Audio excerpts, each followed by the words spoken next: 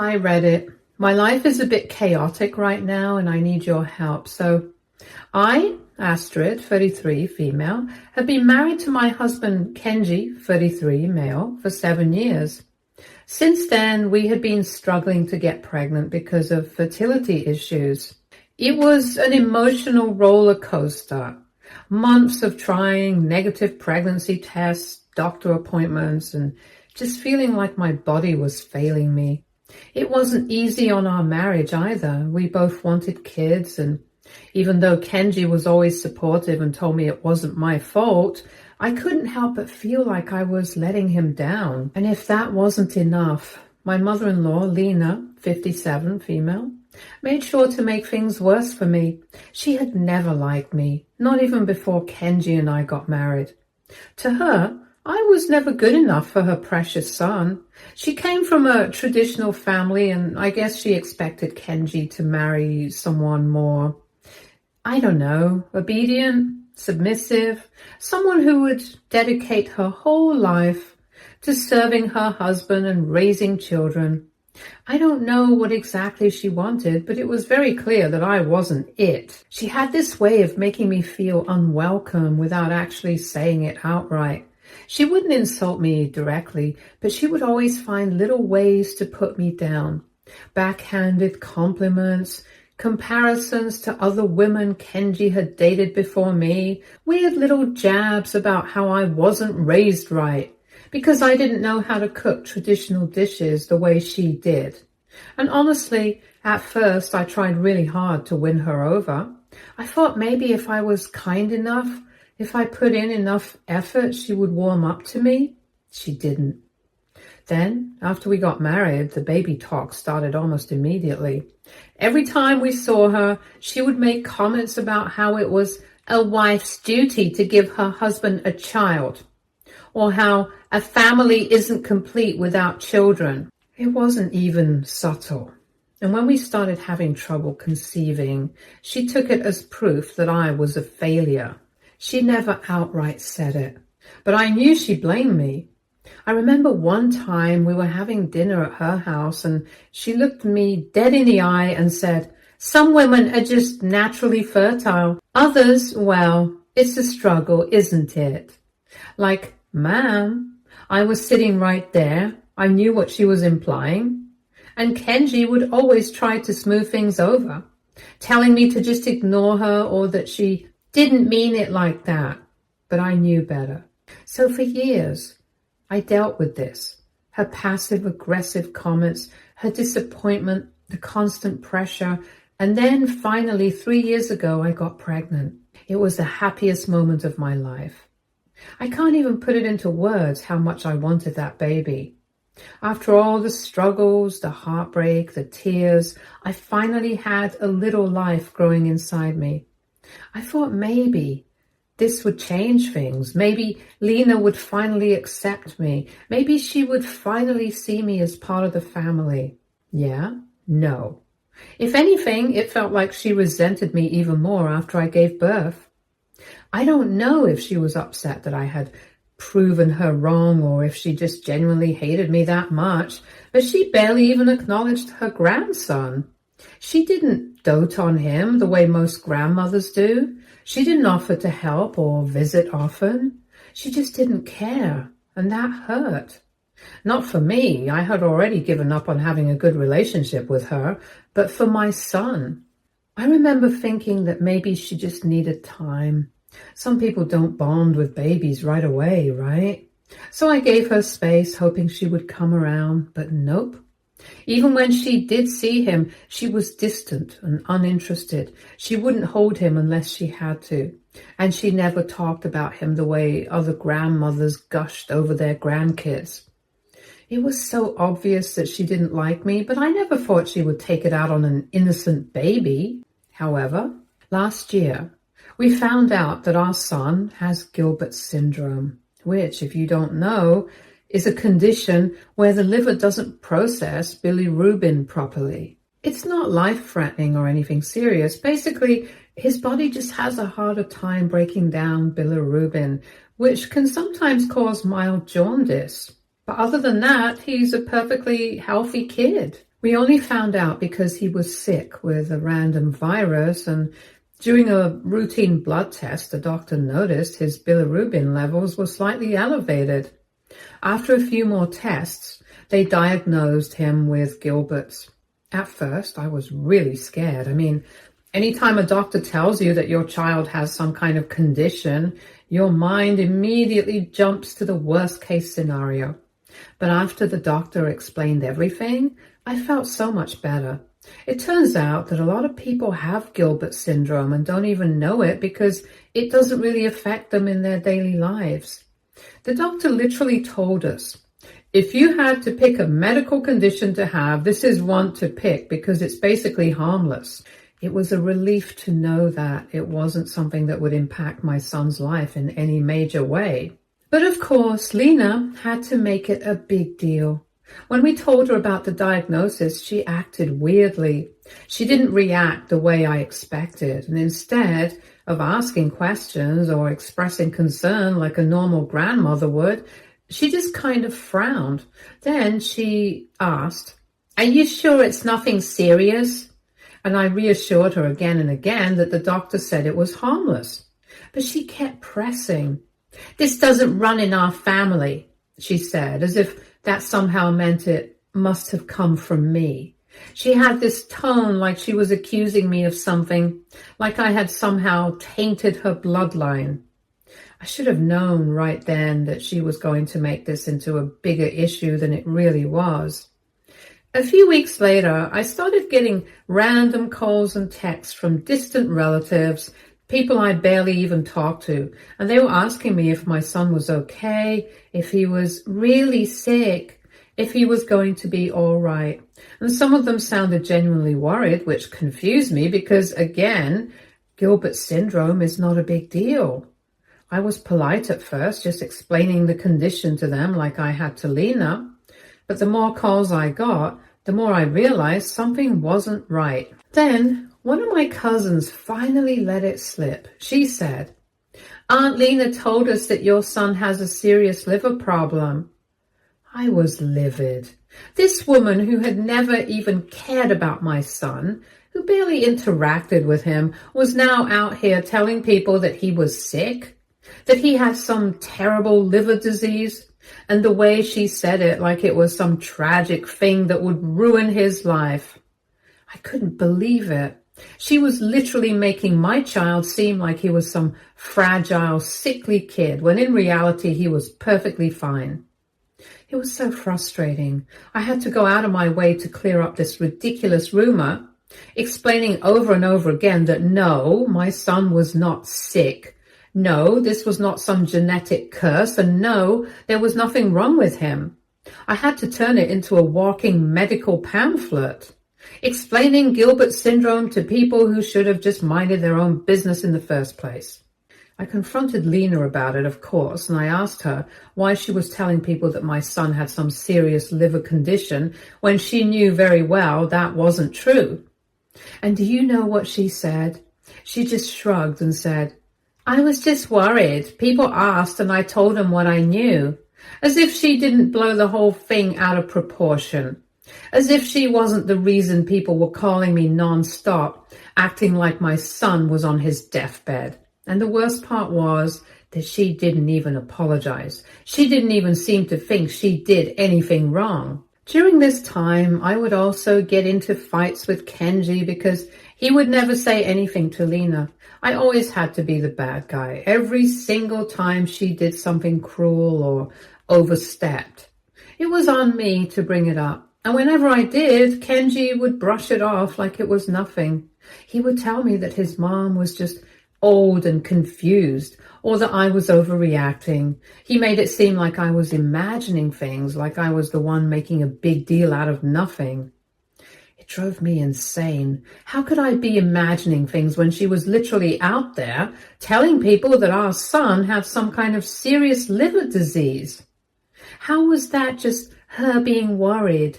She wasn't worried. She was stirring up drama and making our son look like he was weak or sickly for no reason.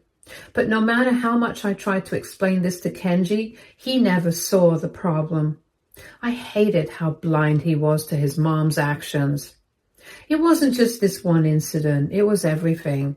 Every backhanded comment, every little dig, every time she made me feel like I wasn't good enough, and every time I brought it up, he would just wave it off.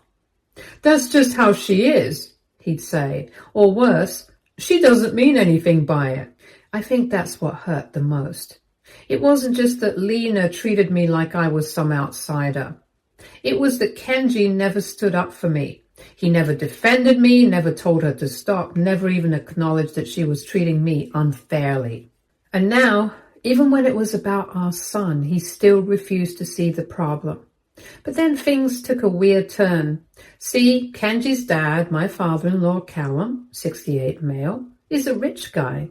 He made his fortune in real estate, buying up properties when the market was low and selling when it was high. He's one of those people who just has a natural talent for business. He started small, flipping houses, and over the years he built himself a little empire.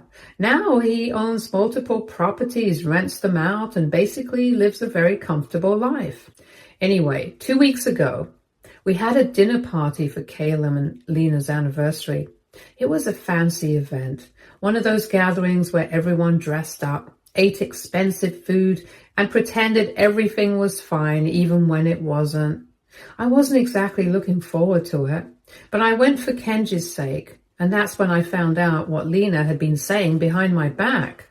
Apparently, she had been telling people that her daughter's baby, my sister-in-law's kid, was the superior grandchild. According to her, he was the one who deserved a college fund from Caleb's money because he was going to do big things in life. Meanwhile, according to Lena, my son was sickly, weak, and would probably struggle too much to succeed. I cannot describe the rage I felt in that moment. Look, I never expected Caleb to pay for my son's future. I never once assumed that my child would get any of his money, and honestly, I didn't care. Kenji and I have always planned to support our son on our own. We're not rich like Caleb, but we're doing fine, and we're more than capable of making sure our son has everything he needs.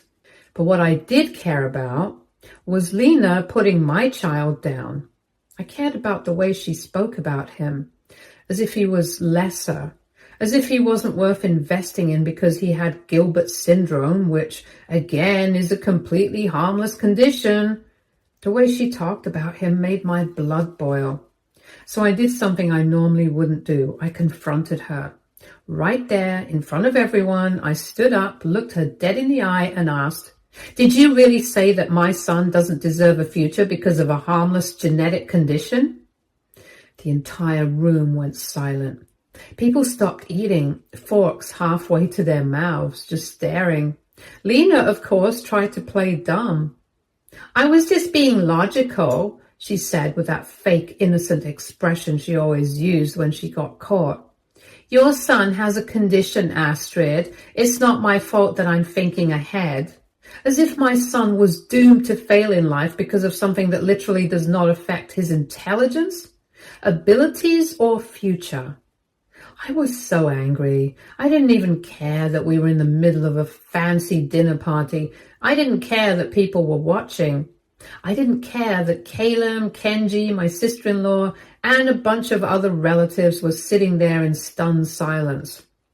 I told her, loud and clear, "You don't even know what you're talking about. And if I ever hear you talking shit about my son again, I will make sure you never see us again." Lena's face turned red. I could tell she was embarrassed. She wasn't expecting me to call her out in front of everyone. Normally, I was the one who let things slide, who tried to be the bigger person, but not this time. This time, I wanted her to know that I was done. I didn't even stay to see what happened next. I grabbed my things and left the party.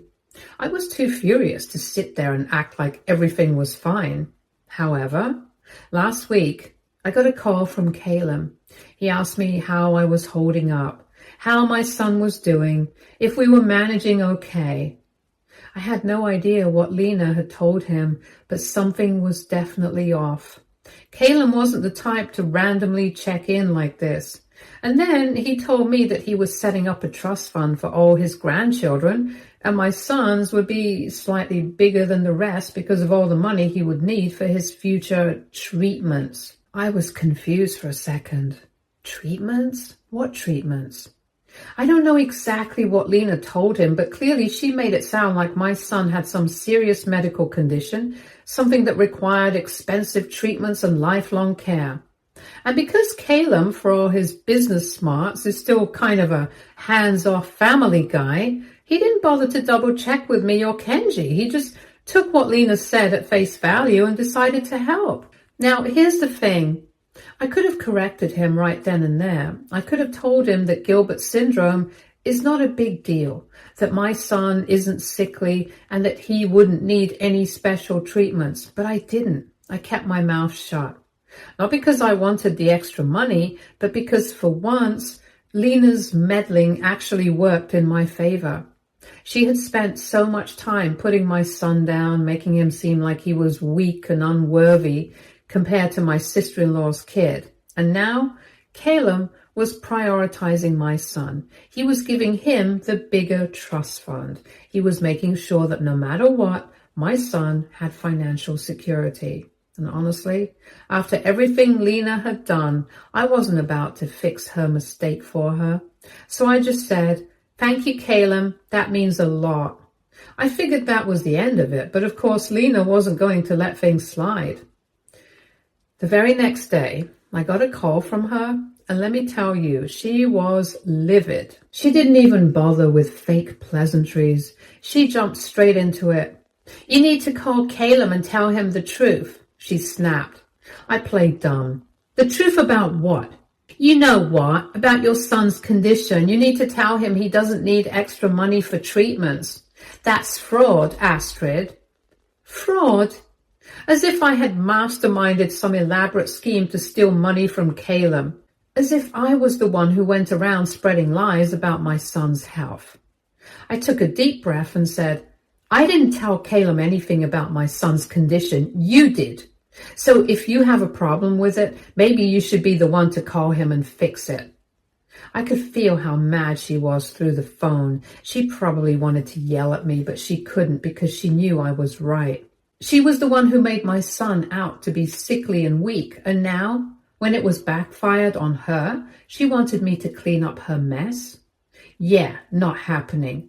And that's when she switched tactics. "Astrid, listen," she said, trying to sound calmer, but her voice was still tight with anger. "This isn't fair to the other grandchildren. Caleb needs to treat them all equally." I almost laughed. Now she cared about fairness? Where was all this concern when she was talking about how my sister-in-law's kid was the superior grandchild? Where was this energy when she was telling everyone that my son wouldn't amount to anything because of his condition? I just said, "Well, Caleb is the one making this decision, not me. If you don't like it, take it up with him." She hated that answer. She started going off about how I was manipulating the situation, how I was taking advantage of Caleb's generosity, and how this was unethical. And then she actually had the nerve to say, "I should have never told him about your son's condition in the first place." And all I could think was, exactly.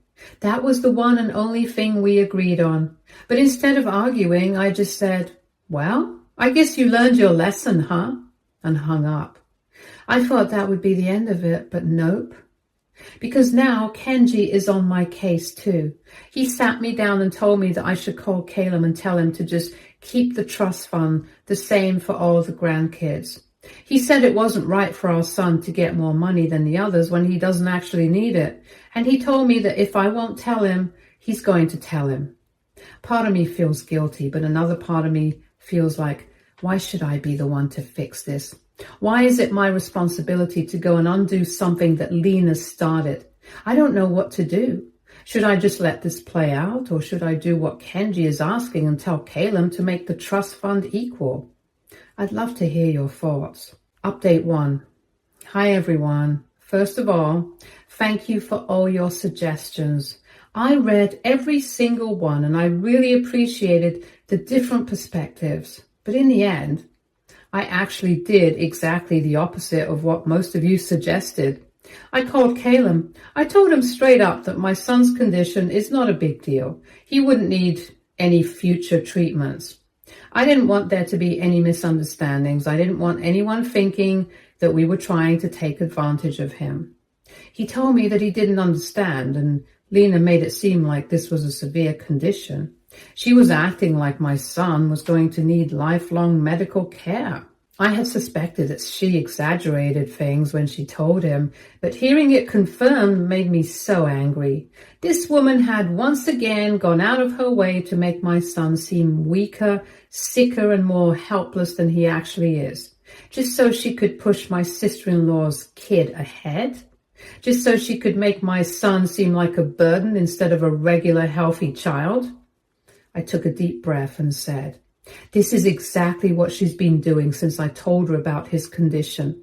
I have explained to her multiple times that this is not serious, but she keeps twisting it and making it sound like my son is gravely sick." Caleb sighed, and for the first time, I felt like he actually understood how much of a problem Lena was. He's always been the kind of person to stay out of drama, to keep his head down and let things sort themselves out. He said, "Well, I've already made all the arrangements for the trust fund. Your son can keep it." And that's when I told him no. I told him that I didn't want my son to have more than his cousins. Not because I don't want him to have financial security, of course I do, but because I know how this family works.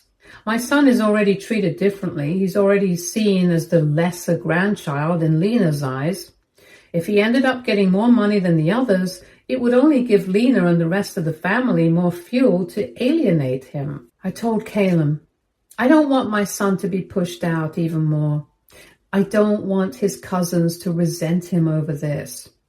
He was quiet for a second and then said, "Okay, I'll take care of it." And that was that. Honestly, I feel so much better, and sometimes it's more important to keep the peace than to fight for something that, in the long run, could cause more harm than good. I don't want my son to grow up feeling like an outsider in his own family. If keeping things equal means he has a better chance at having a normal relationship with his cousins, then I'll take that over extra money any day. At the end of the day, my son isn't missing out on anything. Kenji and I will make sure he has everything he needs. What matters more to me is that he grows up knowing he is loved and valued no matter what Lena says. Update 2. Hello everyone. It's been about 2 months since my last update, and honestly things have been pretty uneventful until yesterday. Something happened and I just need to vent. So I've been avoiding my in-laws' house for obvious reasons. Every time I set foot there, something happens that makes me want to rip my hair out. And after everything with the trust fund, I figured the best way to keep my sanity was to just stay away. But yesterday, my sister-in-law called me and I wasn't prepared for what she had to say. Apparently, Lena has been running her mouth again, but this time she took things to a whole new level. She's been telling people that she doesn't think my son is really Kenji's. This woman, who already treats my child like he's beneath her other grandchild, is now out here spreading rumors that my son isn't even her son's biological child. I was stunned. Where is this even coming from? What kind of twisted logic made her come to this conclusion? I asked my sister-in-law exactly what she had been saying, and apparently Lena's reasoning, if you can even call it that, is that my son doesn't look exactly like Kenji. First of all, he's literally a child. He's still growing. Second, he does look like Kenji. Maybe not an exact clone, but he has his eyes, his nose, even his expressions. And third, even if he didn't, genetics don't work like a copy-paste machine. Kids don't always look just like one parent. Sometimes they take after extended family members, and sometimes they're a mix of both parents. And sometimes they just look like themselves. But nope, According to Lena, the fact that my son isn't Kenji's carbon copy must mean that he isn't his at all.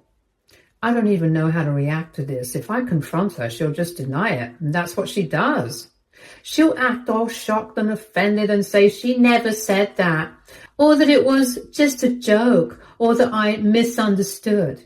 And even if I prove that she said it, she'll just shift the blame onto someone else. I told Kenji, and he thinks I'm overreacting. He actually had the nerve to say, "She's just talking, it doesn't mean anything." Are you kidding me? She's out here questioning our child's paternity, and that doesn't mean anything? If she's saying this to family members, who else is she saying it to? Is she planting seeds of doubt in people's minds? Is she trying to turn Kenji against me? What if one day she gets into his head enough that he actually starts questioning it, even though there's no reason to? I told Kenji that I'm not just going to let this slide, but at the same time, I don't even know what to do. If I call her out, she'll deny it. If I ignore it, she'll just keep running her mouth. What should I do? Update 3. Hello everyone. It's been 4 months since my last update, and honestly, I've been dealing with a lot. I didn't even have the energy to post about it until now, but after everything that happened, I feel like I need to share. So, after I found out about Lena's disgusting rumors, I told Kenji straight up that his mother had crossed the line this time. There was no coming back from this. At first, he tried to argue with me. Same old, she didn't mean it and she's just talking nonsense. But this time, I wasn't having it. I put my foot down hard. I told him, "Listen, you can see your mother if you want. I'm not stopping you, but our son and I, we are done with Lena. We will never be talking to her again." Kenji hated that. He kept saying, "You can't just cut her off like that. Our son needs his grandmother." And I looked him dead in the eye and said, "What grandmother? The one who's been treating him like an outsider since the day he was born? The one who spreads lies about him? The one who is literally out here questioning if he's your son? That grandmother?" He couldn't argue with that because even he knew I was right. At that moment, I think he finally realized there was no defending her this time. But because Kenji is Kenji, he still tried to find a way to fix things.